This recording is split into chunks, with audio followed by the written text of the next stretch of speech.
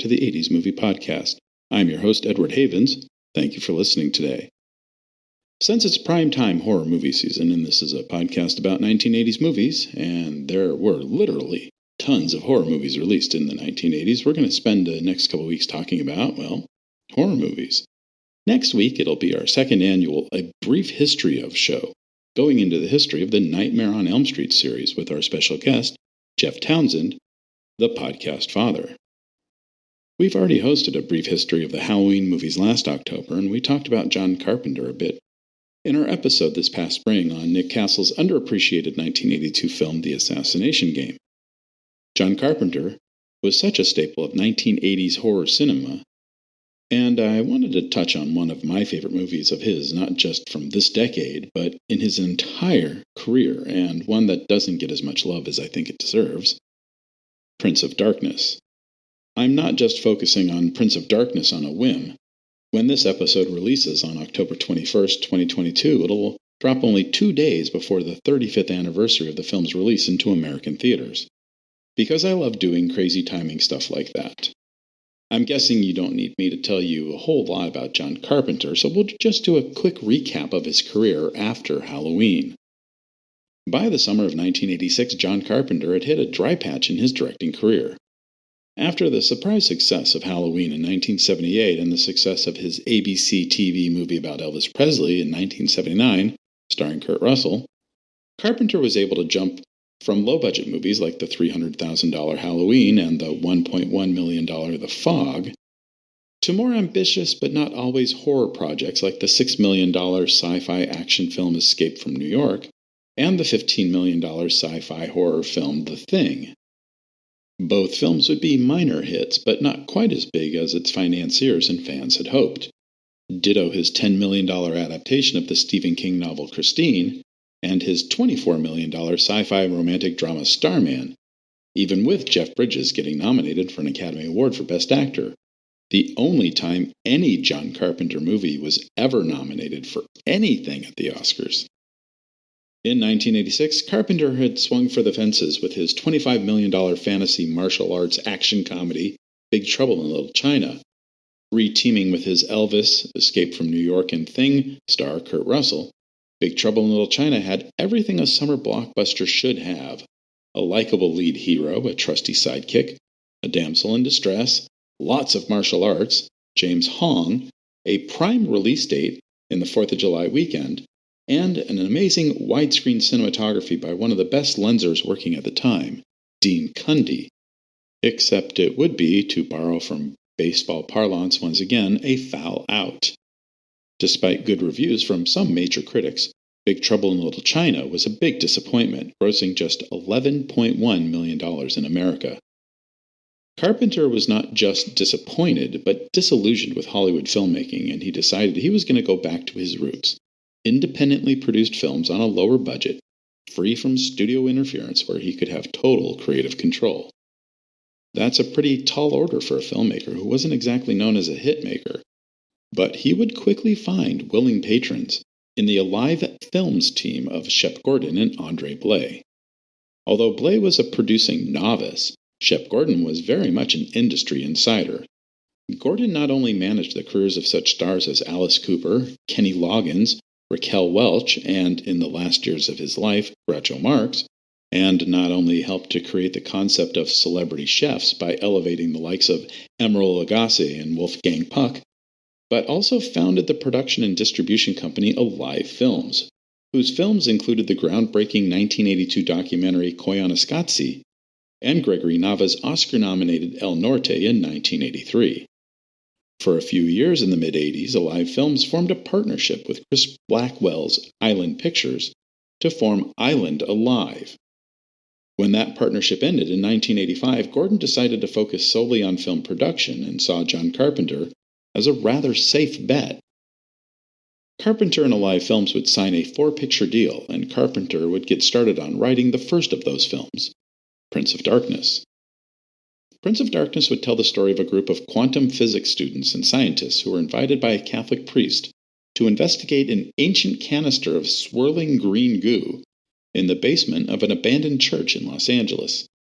Now, even if you haven't seen the movie yet, you can probably guess what happens when you hear a group of quantum physics students investigate an ancient canister of swirling green goo in the basement of an abandoned church in Los Angeles.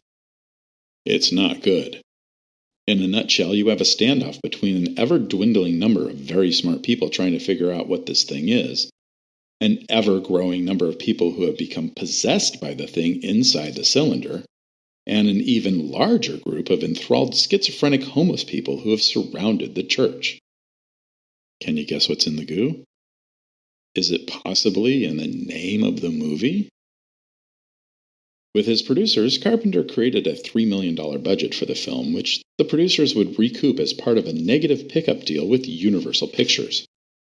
Sidebar: a negative pickup, in case you're unaware, is a contract between a usually independent producer or production company and a distributor, wherein the distributor agrees to purchase a movie from the producers at a given date and for a fixed sum. The studio essentially owns the negative to the film for a specified amount of time and can exploit the film as they see fit. One positive benefit to a negative pickup is that it usually covers the cost of production, so producers don't have to wait years to recoup their investments, if ever. One negative benefit to a negative pickup is that if the film goes over budget, it's the filmmakers who are on the hook. I mention this for a specific reason, which we'll get into soon. Carpenter came up with the idea for Prince of Darkness while doing research on atomic theories and theoretical physics because he was looking for a fresh spin on what many consider to be the ultimate evil. Combining the character of the Prince of Darkness with notions of matter and antimatter excited the director, and he would finish his draft of the script rather quickly.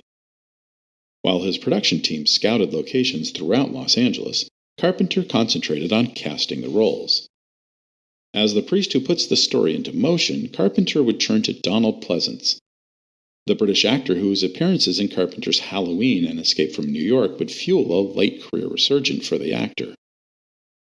Carpenter would also turn to Victor Wong and Dennis Dunn, who had both starred in Big Trouble in Little China, and Dirk Blocker, who had appeared in Starman.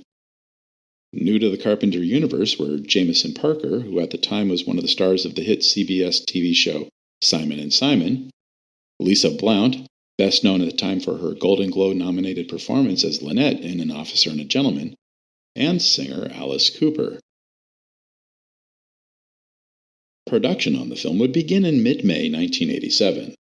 For the exteriors of the church, Carpenter would shoot at an actual, but at the time abandoned church in downtown Los Angeles, which is now ironically a theater arts center, while the interiors of the church were shot at a cavernous ballroom of the once popular, but at the time abandoned, Pacific Coast Men's Club in downtown Long Beach.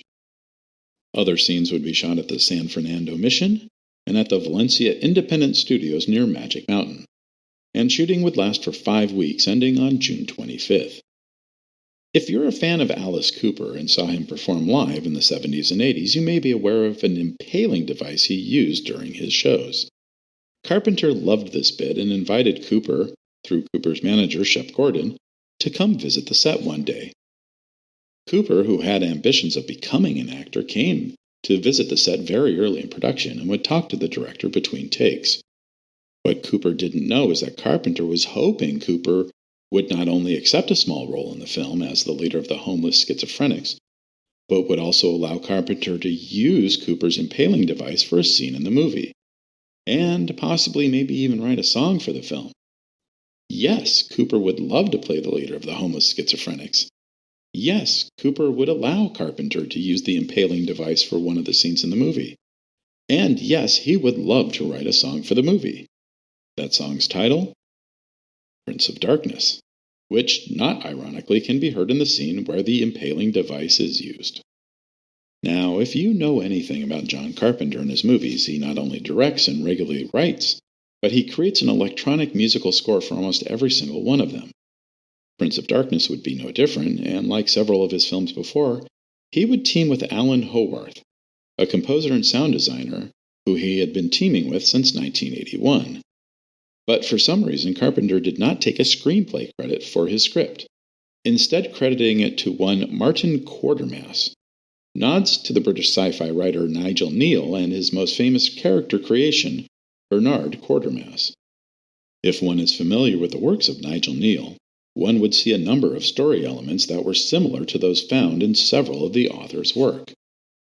Neal, who had an unpleasant experience working with Carpenter writing the screenplay for the 1982 Carpenter-produced Halloween 3 Season of the Witch, was not pleased with this homage from someone who genuinely admired the writer. Neal didn't want his fans to think that he had anything to do with this film. Because Carpenter is one of the most efficient filmmakers around, he would have his 101-minute final cut of the film ready in time for Universal Pictures to release it into theaters on October 23, 1987, less than 6 months after the start of production. The film would open in 1,239 theaters nationwide. The critics, for the most part, hated it. Vincent Canby of the Times would trash it, as would Roger Ebert. Ebert hated it so much he would not only dump on it in his review for the Chicago Sun-Times, he'd do it again on Siskel and Ebert. Siskel at least would have some fun at the film's expense during his criticism of the film on the show. But if there's one thing you can count on, it's a fairly decent turnout for the opening weekend of a new horror film released in the weeks leading up to Halloween. And Prince of Darkness would take second place at the box office on its opening weekend, with $4.66 million worth of tickets sold. But if there's another thing you can count on is that a horror film will lose its audience pretty quickly after Halloween night. And that's exactly what happened with Prince of Darkness in week 2.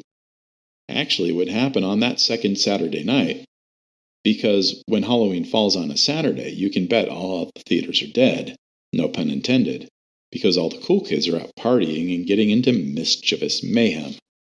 They're not at the movies. The film would lose 43% of its opening week audience, dropping down to 5th place at the box office charts with only 2.66 million in tickets sold. By week 3, it would fall all the way to 14th place and lose more than 20% of its theaters, and after 7 weeks, it was almost completely out of theaters, save some dollar houses in need of a B or C title. Its final box office gross was $14.1 million, which would make the film a bit profitable just from theatrical. A rare instance even in 1987. But for some, it was yet another disappointing performance from Carpenter. Like many a film after July 1986, I watched Prince of Darkness the night before we opened the film at the Aptos Twin. And despite the fact that many of my friends were horror fans, and fans of John Carpenter specifically, I ended up watching the film by myself, in a large, empty theater that could seat more than 500 people, late at night. Bad idea. I'm not the biggest horror fan. I've admitted that on this show many a times. I don't mind being scared. I mind being grossed out for the sake of being grossed out. I hate excessive violence and jump scares punctuated by sudden, loud, screeching violins. Prince of Darkness scared the living heck out of me, to put it mildly. It was more psychological, philosophical, and metaphysical than most horror films. It creeps you out in all the right ways and for all the right reasons. And it has a great ambiguous ending that allows the individual viewer to decide for themselves what happened. After the completion of Carpenter's second film with the Live Films, 1988's They Live, and there will be an episode in the near future about that film, Carpenter was already livid about his arrangements with the Live Films. The director had to pay about $120,000 of cost overruns from Prince of Darkness out of his own pocket, and had already spent nearly $500,000 of his own money developing what was supposed to be the third film in their agreement, Victory Out of Time, a different take on time travel that Carpenter had written with his then-girlfriend, now wife and regular producer, Sandy King. Carpenter would sue Live Films, Shep Gordon and Andre Blay in May of 1990, claiming breach of contract and requesting $3.6 million in damages. 3 weeks later, Gordon and Blay countersued Carpenter, claiming they withheld funding for the third movie in their agreement because they believed the director could not deliver a completed film on time, which would have breached their negative pickup contract with the Universal. However, I couldn't find any details on if either lawsuit went forward or if all parties settled. Suffice it to say that neither Victory Out of Time or the fourth film from the agreement, At Midnight, from a screenplay written by Carpenter and his longtime collaborator Tommy Lee Wallace, would ever get made. In October of 2022, if you wanted to watch Prince of Darkness, it can be streamed on the Criterion Channel and Peacock Premium, or can be rented or purchased from a number of online video services including Amazon, Apple TV, Redbox, and YouTube. Thank you for joining us.